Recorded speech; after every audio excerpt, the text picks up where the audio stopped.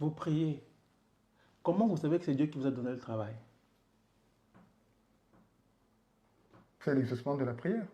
Non, comment vous savez? Toi, vous êtes allé déposer votre CV, n'est-ce pas? Avant que je n'ai pris, je n'avais pas de travail. Maintenant que j'ai pris, Non, j'ai non. le travail.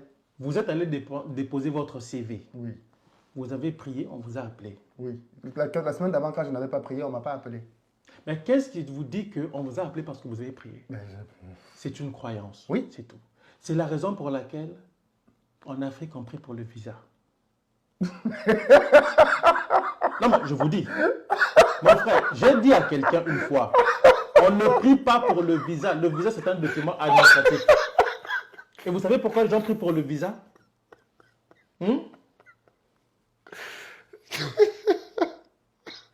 non, enfin, pourquoi il... Oui, mais les gens prient pour le visa. Au Congo, les gens vont dans des montagnes pour avoir le visa. Mais c'est sérieux. C'est vrai que les gens prient pour les visas. Vrai. Pourquoi les gens prient pour le visa? Ben parce que... Pourquoi les gens prient pour le visa? Parce qu'ils veulent voyager. Est-ce que pour avoir un visa, il faut prier? On peut prier pour tout. On peut prier pour tout. Est-ce qu'on va se dire, est-ce que pour faire cette interview, on a besoin de prier? Non. Mais justement, quand tu te lèves le matin, tu pries, tu remets toute ta journée à Dieu. Oui. On ne sait jamais ce qui peut arriver. Il peut avoir un accident, il peut avoir... On prie pour tout. Oui, je suis d'accord. Dans le principe. Mais les prières que nous faisons, pour les besoins que nous avons, je vous ai dit, les prédications, ces prières-là sont liées à notre environnement social immédiat. Pourquoi? On ne priera pas en Europe. Parce que moi, je n'ai pas besoin de prier pour un visa. Vous non plus. Un visa est un document administratif ou un cachet, je ne sais pas, dépendamment des pays. Vous l'avez si vous remplissez un certain nombre de conditions. Il y a un côté discrétionnaire quand même. Oui. Mais oui, il y a le côté discrétionnaire, c'est tout à fait normal, mais il faut remplir un certain nombre de conditions. Oui. D'accord? Je suis Canadien, je parle aux États-Unis. Le gars à la frontière peut me refuser l'entrée. Oui. C'est ça le pouvoir discrétionnaire. Mais j'ai le droit déjà de me présenter là parce que je suis citoyen canadien. Je n'ai pas besoin de visa. D'accord? Oui. On a besoin de ce document-là pour voyager dans certains pays. Oui. Il y a des pays africains qui sont organisés et qui n'ont pas besoin de visa pour aller dans des pays occidentaux. Simplement parce qu'ils ont une bonne coopération entre les deux pays. Les populations de ces pays-là ne prient pas pour le visa. Les populations des pays qui prient pour le visa, c'est des pays désorganisés ou qui, dont la coopération avec certains États occidentaux ne sont pas si solides ou ne permettent pas cet échange-là.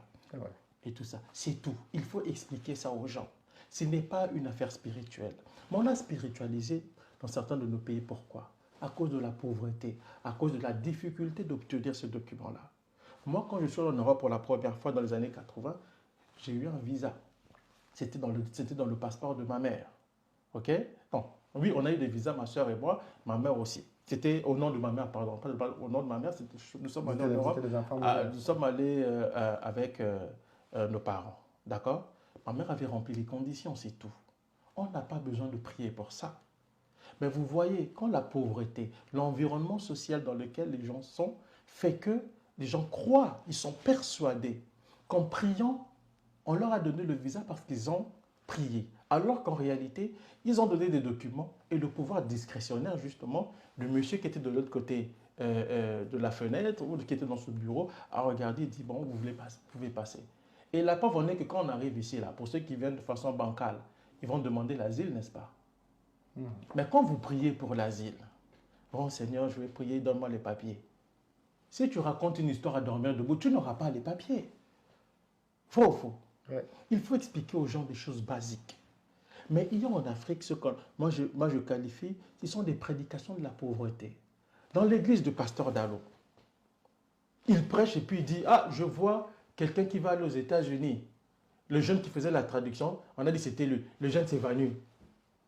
Il tourne par terre. Alléluia, alléluia. J'ai dit, regardez-moi des imbécilités comme ça. Aller aux États-Unis, on voit une vision de quelqu'un qui est aux États-Unis. Est-ce que c'est sérieux, mon frère? Le gars se roule par terre. Le pasteur dit, oui, je le vois, il va aller.